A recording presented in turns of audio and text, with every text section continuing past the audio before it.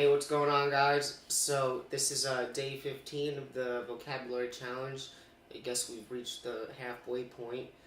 So, today I wanted to look at these crazy lines from this piano player, Nitai Hershkovits, who I've only checked out like a little bit of his stuff, but I really like him a lot. And this is from a video of him playing with Ari Honig, who I love as well. Like, I wish that I can do a video talking about some of his stuff, but obviously it would probably be mainly just rhythmic concepts because he's a drummer. But his band is always just top of the line. Everything that he does is so good, and the sound that the band delivers, whoever plays with him, I really like a lot. So this piano player, Nitai Hershkovits, has some really burning chops in this video. And this is them playing the song Take the Coltrane, which is originally from this Duke Ellington album that is with John Coltrane. It's just a basic blues in F, and the melody is really simple. It's the same thing over and over again, you know.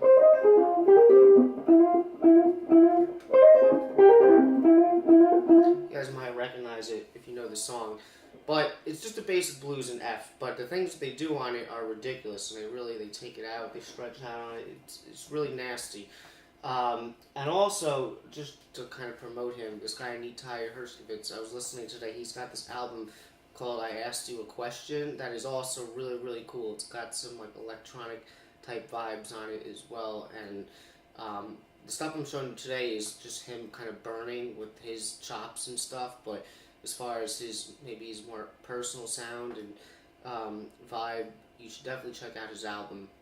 Okay, so anyway, so some of the stuff that I'm showing you here today, I mean, I can't play it yet, especially considering that I just learned this today. Definitely not at the speed that they do it at, but a lot of these lines are things that kind of remind me of people like Oscar Peterson, McCoy Tyner, Brad Mehldau. You can hear all these influences, and he's definitely not the only person to kind of originate these lines. You can kind of tell that he's using some of his own vocabulary, but at the end of the day, he's the one that I chose to transcribe, and he's the one that I'm getting the information from, so it doesn't really matter, but you'll see when I talk about it. So I'm going to just play. I'm going to start it maybe about 20 seconds or so before, just so you can kind of hear them getting into it. These changes are really cool too. I like what he does here.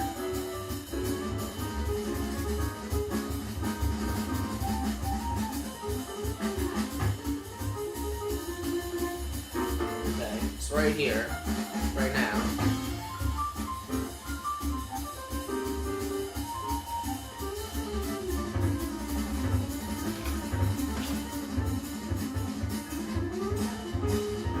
Okay, now I also wanted to show you the stuff that he plays right after that, but let's just talk about that real quick. Okay, when I slow that down, I get basically this. Oh, I'm sorry.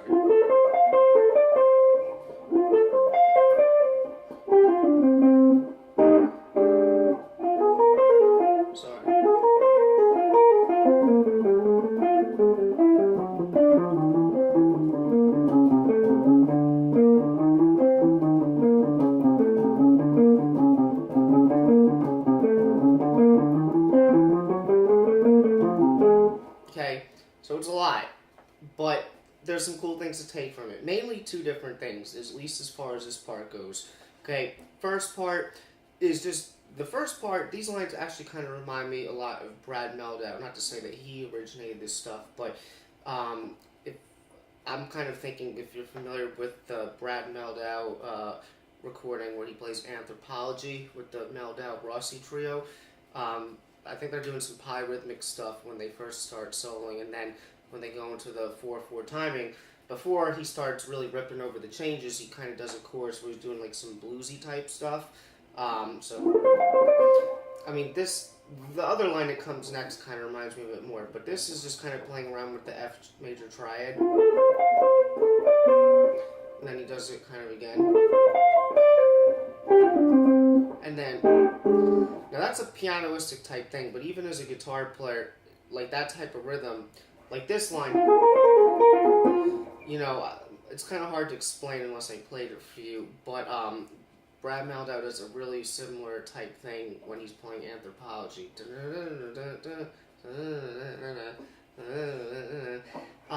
It's really cool because he plays these like rhythmic lines and then he kind of punctuates with chords. So that's a really cool thing that you can actually kind of take if you kind of know how to play around with the rhythms where you have these lines.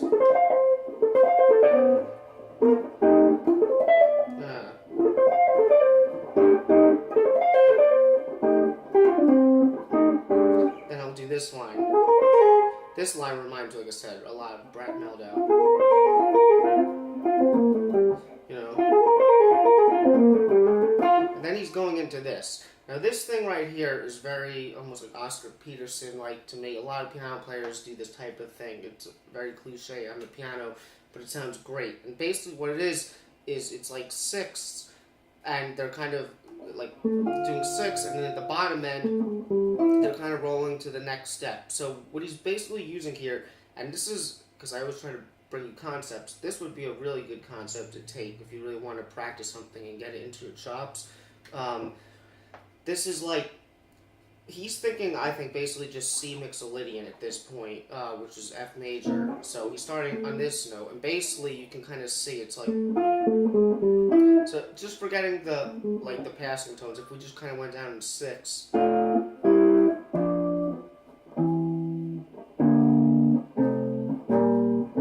don't think he goes down here, but those are the steps of the scale that he's using. And the way he's connecting them, so there they're using a passing tone. Sometimes you use chromatic notes. Then here he uses like a little, like an enclosure type thing. That's chromatic. More chromatic. Then he goes up. Back down. Then up. Then he goes between these two. And then he just kind of ends it like with that. And even that, which kind of reminds me of the beginning of the chorus, it's like he plays around with the third. I mean, obviously they're playing a blues, so that's like a common thing. When you're playing a blues, you know, you can really play around with the third of the tonic chord. So if we're in F, you know, that's the major third, obviously, and then that's the minor. But even when they resolve to the tonic chord, they'll kind of play both of them. That's a very cool thing that you can do. So that has a lot of really cool stuff that if you work on, you can really add some cool things into your playing. If I tried it again.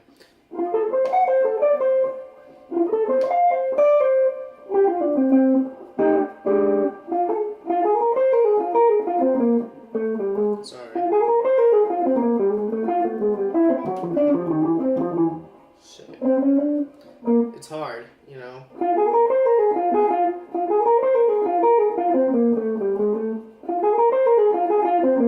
Sorry.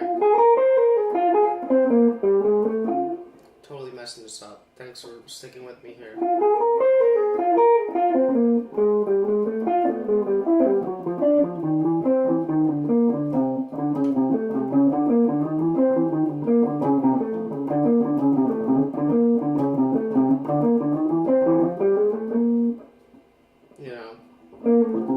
So, obviously, you know, I just started working on this today, but even that concept of taking sixths of a scale, diatonic sixths, and connecting them at the bottom note with chromaticism and stuff like that, it's really cliche on the piano, but it's really cool stuff. So let me move on to the next part now, because I'm kind of rambling. Now this part I'm going to kind of just talk about and try and just pull the main things he's doing here. And what you should really listen for here is the chords that he's using and the harmonic substitutions. Alright, so I'm going to back up a couple seconds.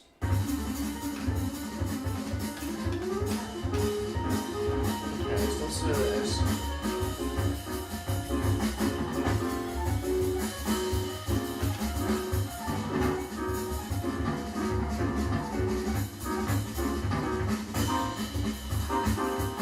Okay, so here's what I think he's doing here, generally speaking, alright? I think that a lot of this is coming out of the whole McCoy-Tyner thing with chordal voicings, but I'm actually, the way I'm playing them, I'm kind of seeing them as dominant 7 suspended.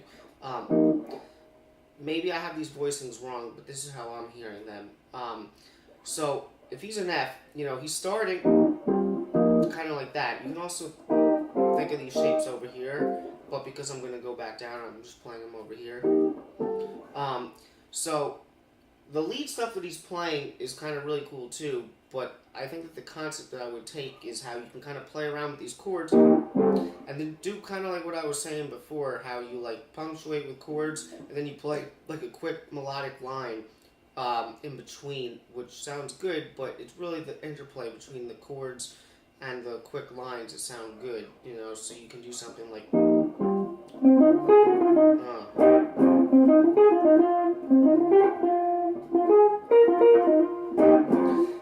I'm totally screwing up the rhythm and the notes here right now, but the cool thing is this. So instead of going to the 4 chord, because typically if he's kind of doing like a dominant 7 suspended thing here, you might think, okay, like you do that up like a 4th, so something like 4. But he doesn't play those chords. What he does is he plays these. So if you think here of like F7 suspended, he goes to D flat. So he goes down a major 3rd, right? And you can think D flat 7 suspended. You can also think A flat minor, which is kind of like the companion minor. But he also goes up to that one, which is like E7 suspended. You can kind of hear it. I'll play it back again so you can kind of hear it. What is this?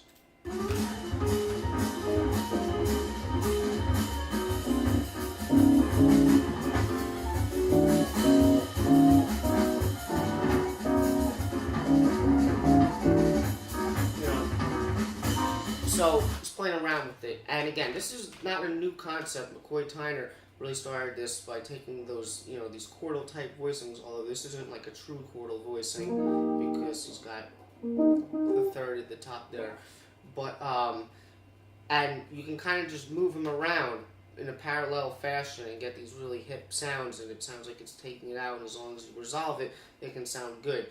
But I like to kind of take a structured sort of approach to it, or something consistent that I know that I can always apply, for example, to a blues. So the thing that I really like from this is thinking like if you're going to play the 4 chord, to kind of play whatever would be down a major 3rd, which in this case would be D flat. And notice how he's doing like this and then the whole step up, so it's like he's playing with these shapes. That's really cool. It's a cool thing that you can do. It's a really nice substitution for blues to play. Instead of playing the 4 chord, you play, I guess, what you might consider to be like a flat 6. You go to the flat 6 instead of the 4.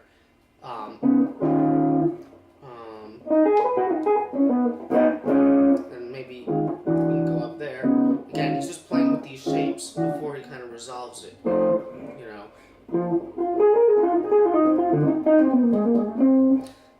So that's the other concept that I would take out of this, is basically kind of playing around with these chordal voicings. And again, tomorrow I'm going to try and get a line for you that is something like a line that is definitively transcribed. I mean, I did transcribe the first chorus of this solo, or not the first chorus of the solo, the chorus before, the one, you know, and then the other part. That I got note for note, but I'm not really kind of going through it slowly with you here.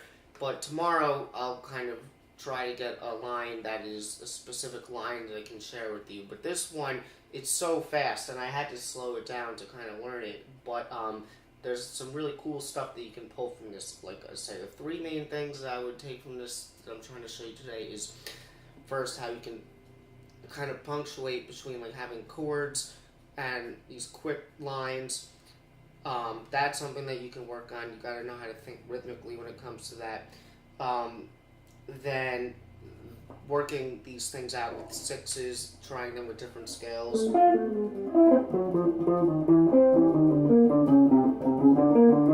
You know, and really making exercise out of that, because if you really work on that, then it'll come out when you're playing. If you don't work on it, there's no way you're ever going to be able to do that convincingly. So there's that, and then there's the thing I just showed you before with this cool, almost McCoy Tyner-esque substitutions, where you're going to the, I guess you can say like the flat 6, where you would be going to the 4 chord, and using these sort of almost chordal voicings.